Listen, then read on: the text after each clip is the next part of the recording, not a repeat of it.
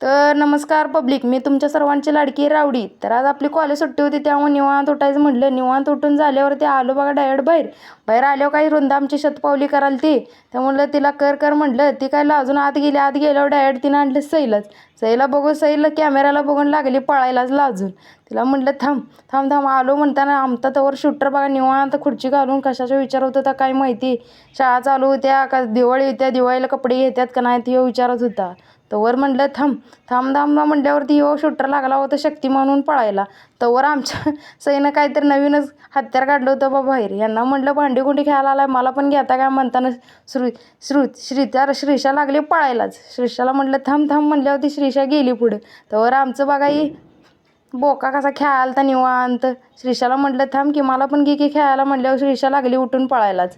ही बघा आमचा बोका कशाचा विचारत होता काय माहिती. तवर म्हटलं आला आमचा तम्या बघा. तम्या गेला लागला पळायलाच मला बघून. पुढं आलो. पुढं आल्यावरती बघते तर काय या चौघांची लागली होती भांडणं. आमची रुंदा बघा कशी मध्ये मध्ये करायला लागले. या चौघांची काय डब्ल्यू लागली होती. तवर आमचा शूटर तर काय खुर्ची घालून बसला होता भांडणं बघायला यांची. ही बघा आमची गौरी मध्ये मध्येच करायला ती बघा व्हिडिओ करताना. शूटर काय डायरेक्ट घेऊन म्हटला आता घालतो तुझ्या डोक्यातच खुर्ची घालतो म्हटल्यावर अरे आता काय खरं नाही म्हटलं. तोवर यांना आलो. ह्यांच्यापाशी बसल्यावरती यांना म्हटलं मला पण घ्या की खेळायला. तर हे लागली होती बघा श्रीशा लागली उठून रडायलाच रुसूनच बसली. त्यांना म्हटलं खेळा राहू दे मीच जातो म्हणून आलो डायरेक्ट दर्ग्यात लई दिवसानं आलतो त्यामुळं मन एकदम प्रसन्न झालतं बघा. तोवरी पोरं पण लागली होती खेळायला.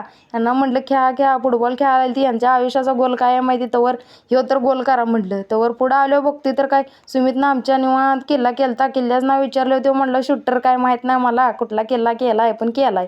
तवर म्हटलं आपल्या नेहमीच्या अड्ड्यावर जाऊन बसायचं. आपला नेहमीचा अड्डा बघा आपले दीदीचं दुकानात आल्यावरती काय नवीन फ्रेश माल बघितल्यावरती एकदम मन प्रसन्न होऊन जाते हो. त्यामुळे येतोय सारखं. तवर आमची निधी काय तर करायला लागली होती. निधीला